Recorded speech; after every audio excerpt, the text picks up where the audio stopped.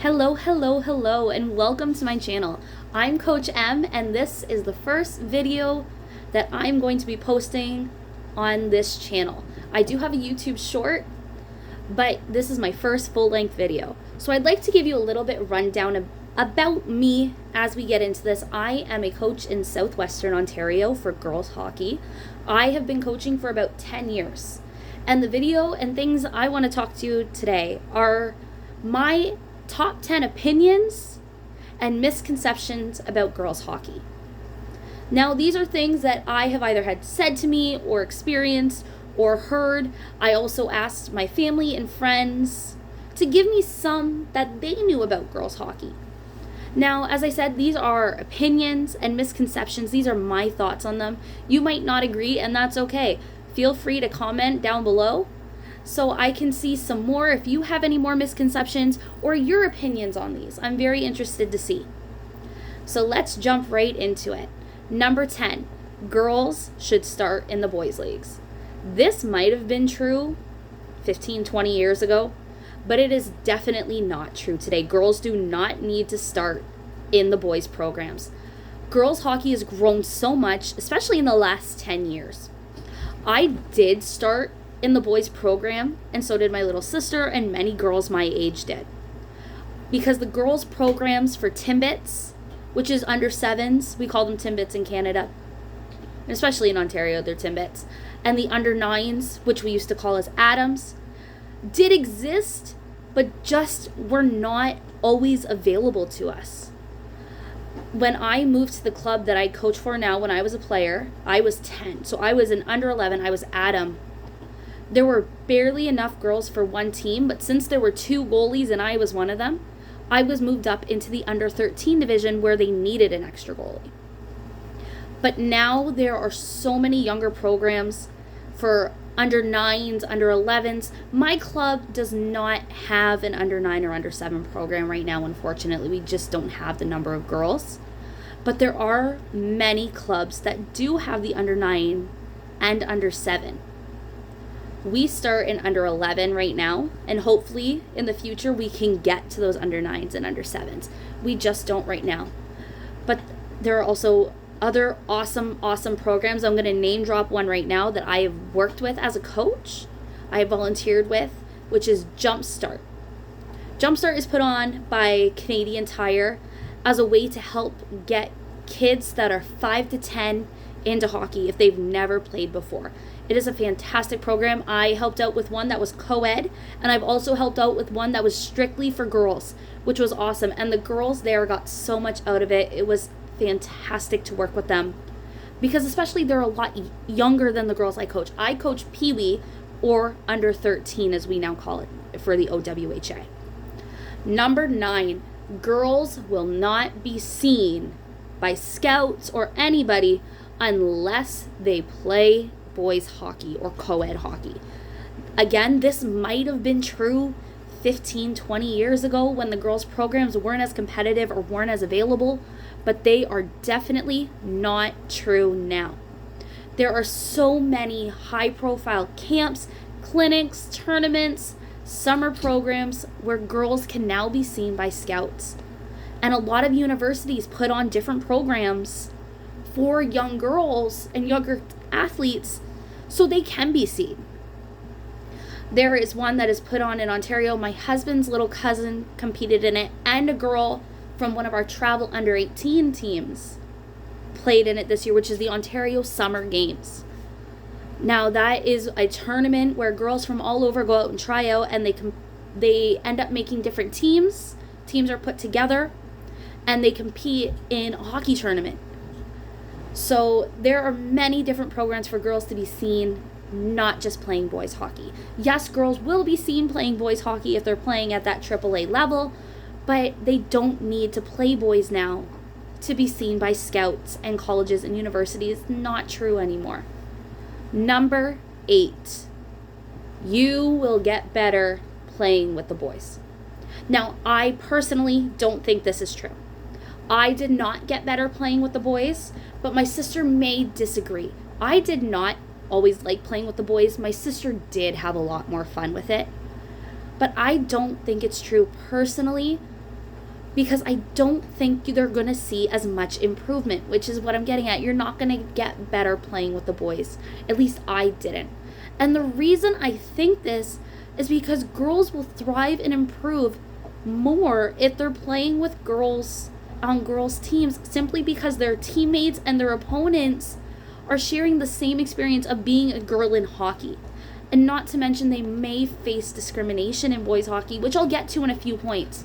And my sister and I and every girl used to, and I hope they don't anymore, as I know there are still lots of girls playing in boys leagues, but I hope girls today don't face the same amount or any discrimination that my sister and myself and other girls our age went through when we played boys hockey. Number 7, it is easier to make a girls travel team over a boys travel team. This is definitely not true. It is just as hard, if not harder, to make a girls travel team, simply by the fact that there are not as many girls travel teams as there are for boys. When my sister and I were growing up, and even nowadays, not every club has travel or representative hockey for girls. In the area I coach, there are six or seven girls clubs. Only 3 of those clubs have competitive hockey. And so girls from different clubs come to try out for us, and girls that I have coached, my sister even used to travel 2 hours to play competitive hockey. And that's not for away games. That's for the center she played out of. She would drive 2 hours, hour and a half, just for practice and games. So the level she was playing at, which is AA, which was the highest level you can for girls, you practice twice a week. You can sometimes have off-ice, video training, depending on what your coaches want to do, plus your games, which you have 2 a week, usually 1 home and 1 away. So she was traveling 45 minutes to an hour and a half, depending on which arena they were playing in that center, for home games. Where myself, I made a lower level travel team. We were traveling 2.5, 3 hours for away games. The team I had made was a local one, so I was able to only have to travel 20 minutes for practice because that's where we lived, in home games. But our home games for 1 year were not even in the same town that for the team we had made. We actually had to play our home games in a different town because we didn't have ice in our home center, and that wasn't any fault of anybody's. It was just our rinks were too small. And girls travel is categorized different than boys travel. Girls travel letters, so your C, your B, your double B, A, double A, is categorized by skill. So your C is going to be your lowest and your double A is your highest. Where boys travel, those letters used to categorize are by the size of the center. So an A center is smaller than a double A center. But a double A center may also have an A team as a second team. Sorry, my dog's in the background making noise. But triple A may encompass a 2 or 3 double A centers. Number 6, girls are more emotional players than boys. This, I personally think, is more of an opinion. I don't think it's true. And people may say that, oh, you're just saying that because you're a girl and you don't want to be seen as more emotional, and people have said that to me. I don't think this is true. Both boys and girls are just as emotional in sports. But I have found myself as a coach and a timekeeper and a player, girls and boys express different emotions during games. I have found that boys tend to express more anger or frustration during games, where girls may hold on to that and express it later. But in hockey, myself personally and my teammates, the girls I've coached, tend to express more sadness and disappointment in games. So it's not that girls are more emotional, it's that girls are showing different emotions than what the boys do. Number 5, this hits a little bit close to home for me because it is girls can't coach. This is definitely 100% not true at all. Because look at me. I've been a coach for 10 years. I've been coaching since I got my high school hours, my 40 hours community service for high school. That's why I started coaching. That's how I got into it. And here I am 10 years later. And my staff this year, for the team that I coach, we are on the ice for the first time this season in 2 weeks. You have myself, my younger sister, who was my trainer and my goal coach. We have now as well 2 younger girls. One we have coached against, who is a family friend, that want to start coaching this year. The one that we coached is getting her community service hours for high school, very much how I started. She came out last year with me a couple of times as extra practice help because her younger sister was on my team. And I asked her at the end of last season, if your sister is going to play again, I will take her if I have a team. Do you want to coach with me? And she told me, yes, I would love to coach with you. Well, her sister made a travel team, so she wouldn't be playing for me this year. But as soon as I found that out, I messaged her mom telling her that even though her younger sister isn't playing, I would still love to have her come out and coach. And then the other one, she also plays in our club. She's older. We coached against her a couple of years ago. And she has expressed interest to my younger sister, who she's very close with, that she would like to start coaching. So my staff this year is going to have 4 females on it. The other U13 coach for my club is also a young female. The under 11 coach is also a young female. And I think there's going to be another coach from another center. She coached the last couple of years. I hope she's still coaching this year. I love coaching against her. She's awesome to work with. She's also a young female. There's lots of young female coaches. And girls can't coach is an old thinking of, you're a girl, you can't do it. Girls can't play hockey. Girls can't coach. Girls can't do this. Girls can't do that. Well, we can. And one thing I have noticed is that I get more out of the girls I coach than my male coaching partners do. And that is simply by the fact that I am also female. I am a girl like them. And I'm also younger than a lot of my male coaching partners. A lot of my male coaching partners are dads that wanted to help. So the girls feel a lot more comfortable coming and talking to me as a young female, a young girl, because I have some of the same experiences they did. Sorry, my dog's going crazy behind me again. I have a lot of those same experiences.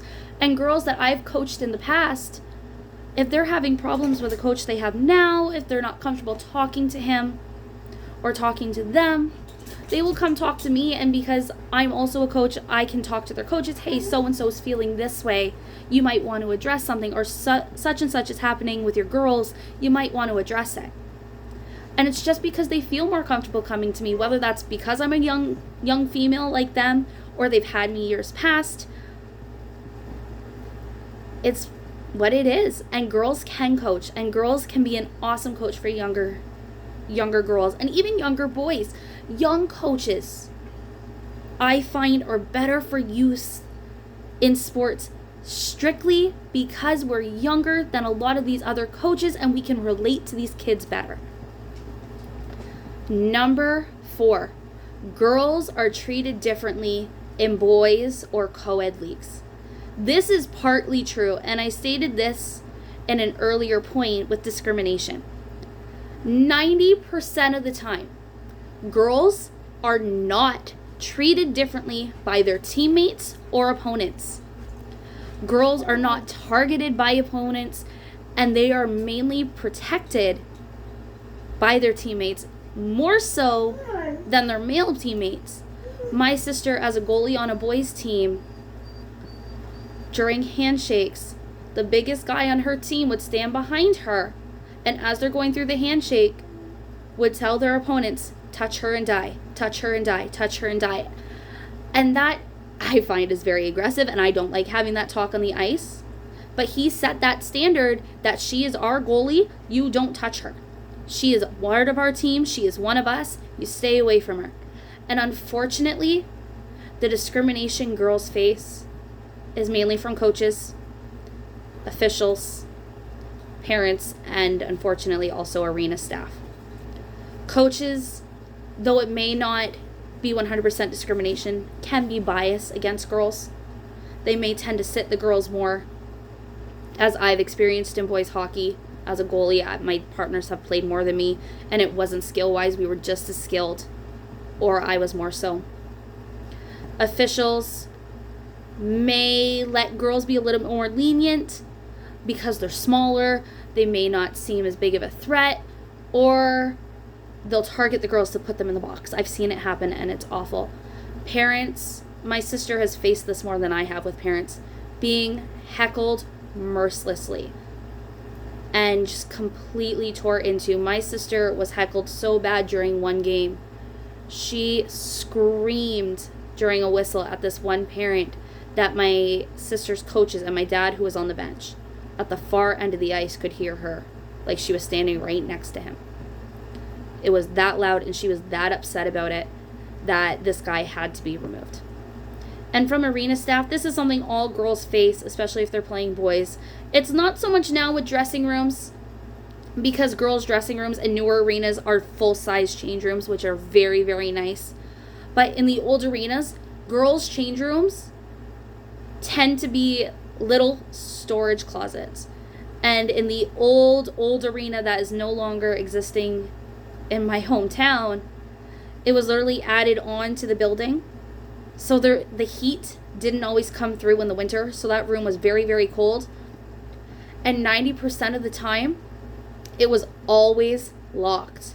Unless there was a girl in there before you within the last hour and that room hadn't been cleaned yet, as they tend to clean the rooms for every room right after an ice time. That room is always locked. So you have to go down and chase arena staff, trying to find an arena staff if you can, to get that room unlocked. And sometimes you show up to the arena half hour before your ice time so you can get dressed and have time to stretch and warm up and listen to your coach. Sometimes it takes 15-20 minutes to track down an arena person that has the key or knows where the key is. So girls are discriminated against in boys hockey, and it's awful. Number 3, girls hockey is non-contact. This is not true. Girls hockey is non-checking, not non-contact. There are non-contact leagues, those do exist, but girls hockey is not one of them, especially youth sports. Youth hockey is not non-contact. A lot of boys leagues, at least the OMHA, has gone non-checking for their younger divisions, and it's always been under 13 down, but I think it's now all the way through is non-checking. And that is just a safety precaution. And while it is reported officially that boys do tend to suffer more injuries, and I think that's just because they're bigger and stronger naturally, statistically, there are more in head and neck injuries in girls hockey because there's never been checking in girls hockey. So the girls have never had to learn to keep their heads up to look for someone coming at you. And unfortunately, I am one of those statistics with a serious head injury. Number 2, boys should be allowed to play in girls' leagues too. This is not true. I do not agree with this at all, because that's why the co-ed leagues exist. And I've heard people say, well, if girls are allowed to play in boys' leagues, boys should be allowed to play in girls' leagues. Well, if boys can't play in girls' leagues, girls shouldn't be allowed to play in boys' leagues.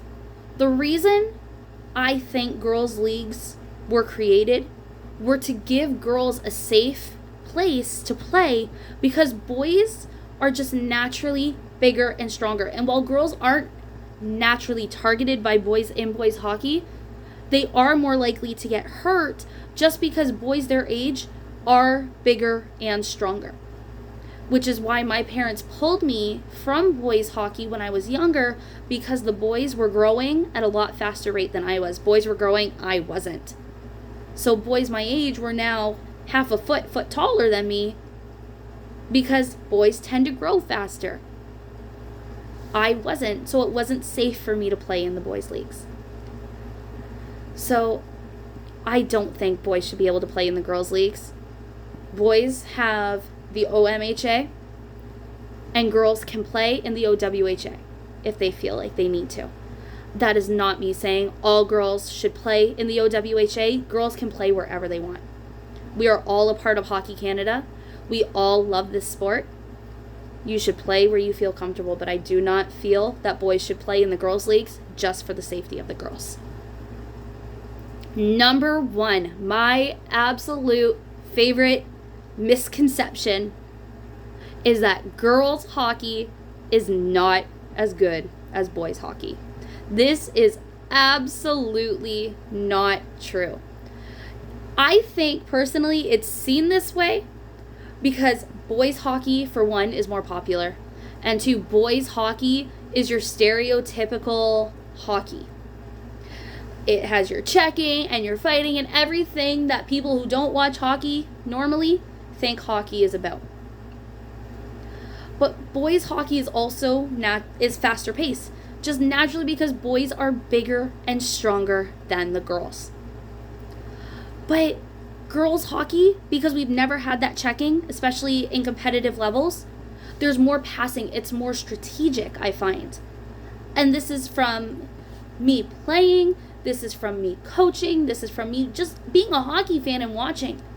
There's a lot more cross-ice passes in girls hockey than there is in the boys. And it's not because the girls can't cut off those cross-ice passes, they can.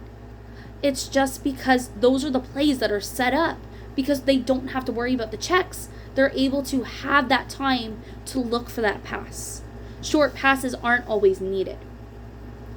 And people are often surprised by how good girls competitive hockey can be. And I've seen this firsthand. And a lot of people who watch girls hockey normally and bring people who don't watch girls hockey normally experience. My father and mother-in-law came with my husband and I to watch their niece play. She was, I'm not sure if she still is, she was an under 15, so Bantam age. We now say under 15. We don't use the names anymore in the OWHA. I think Hockey Canada. We don't use those names, but Bantam, that was their first time watching a girls hockey game last season. They were used to watching boys play because they had gone and watched the they've seen OHL games, they've watched NHL, they've seen boys competitive because their family friends have played and other people they know have played. Well, they went and watched her for the first time. And when we were leaving, my mother-in-law had said to Cole and I, that was really good hockey. That was really good hockey. I didn't expect that. Because, as I said, girls hockey, there's a lot more not more strategy, I shouldn't say that, because there is a lot of strategy that goes into boys hockey. But the strategy involved, those long passes, looking for those plays that they don't see in boys hockey, especially at the competitive level, because there is no checking in girls hockey. So the plays are completely different. It may not be as fast-paced, but that's because the girls just naturally aren't as big and strong as boys. Now, if you can think of any more misconceptions or you have any opinions on girls hockey, please, like I said, comment down below. I will be uploading more videos of how I coach, things I've experienced as a girls hockey player and as a girls coach, how I run my teams, how I run my tournament, as I'm also a tournament convener for my club. We have that coming up in a couple of months. So when I start doing more setup for that, I will be documenting that as well and showing you and bringing you along on that journey and this journey this season. Well, that's all for now. Be sure to comment, like I said, like and subscribe, and I'll see you around the rink next time. Bye!